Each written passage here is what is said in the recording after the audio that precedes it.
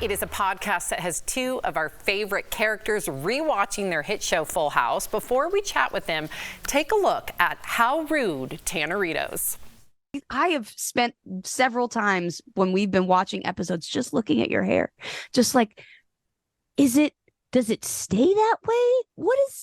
How is it longer than it was last week? Like, I Jodie? see now why it was so important. Yes. How rude. Please welcome Jodie, Sweetin, and Andrea Barber. Good morning. Wow, seeing you guys together is nostalgia for real. So your podcast, congratulations, is back for its second season, and you both seem to be having a blast on there. Andrea, what made you decide to start this podcast with Jodie in the first place? Well, we're in our 40s now, so it is time to remember. Which is crazy, right? We are having a blast going back and remembering our childhoods and then reliving this with our fans, too, who remember more than we do. Way more than we do. And, we never really watched the show growing up. We were kids when we did it, so it was like, been there, done that. Like, we didn't really, pay much attention. So going back and watching episodes of things that I haven't thought about in like 35 or 36 years, and just watching the show, the humor, the clothes, oh my god, the 80s clothes and hair is it's fun. It's really fun. It's fun. We love it. For sure. It's the whole gamut of emotions. Yeah, I'm starting to see why people fell in love with the Tanner family. I'm like, I get it now. There's a likable little bunch there. Well, you guys are not just like TV best friends. You have been actual best friends since the show. So, Jodie, can you remember when you both first clicked on the set of Full House?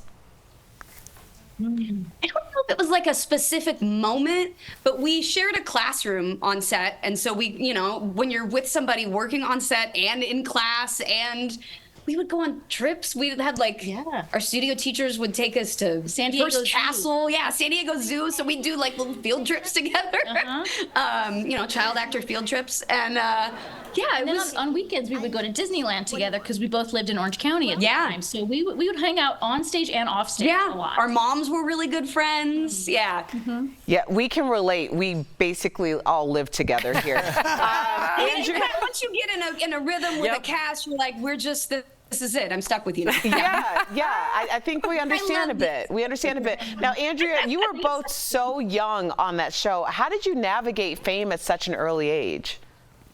I don't think we were aware of just how popular the show was becoming until we went to Disney World and did the Disney World episode.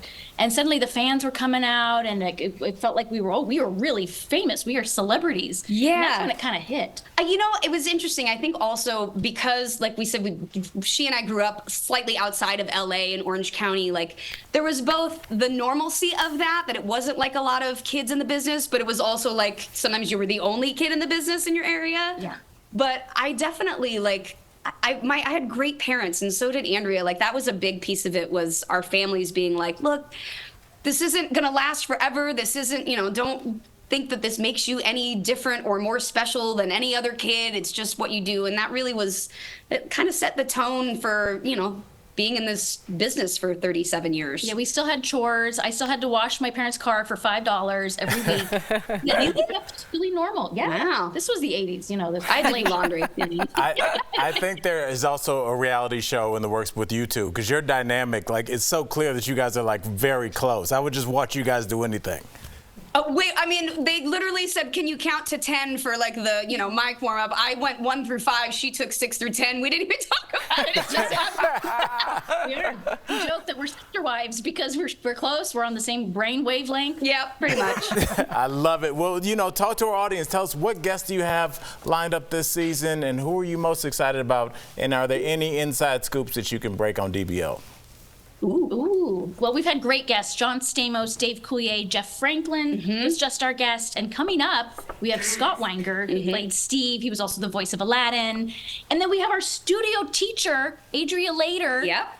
Who taught us for 8 years on the show as children. Taught us for 8 years on the show, was such a huge part of our life. She's going to be in it as our, we've had my mom on. Oh, yeah. My mom was the guest. Don't forget Mom. Representing the stage moms. Hi, Mom. I'm sure she's watching. Oh, yes. But we've had some really fun guests, and we're going sort of deep dive guests, too. We're bringing on some of the Rippers from Jessie and the Rippers that we've known for 37 years. Yeah, we were trying to find different people that aren't just the cast, but like the people that really had a hand in creating both the in front of and behind the scenes magic. It's like pulling back the curtain, and we all love that. Jodie and people love this show, it. so we're Love honored it. to be. Jodie and Andrea, congratulations. Thank you so much for joining us today. DBL Nation, don't miss the new season of How Rude Tanneritos on iHeart Podcasts, and follow the show on Instagram at How Rude Podcast. Thank you again. We'll be right back. Congrats Thank you, on the ladies. success, guys.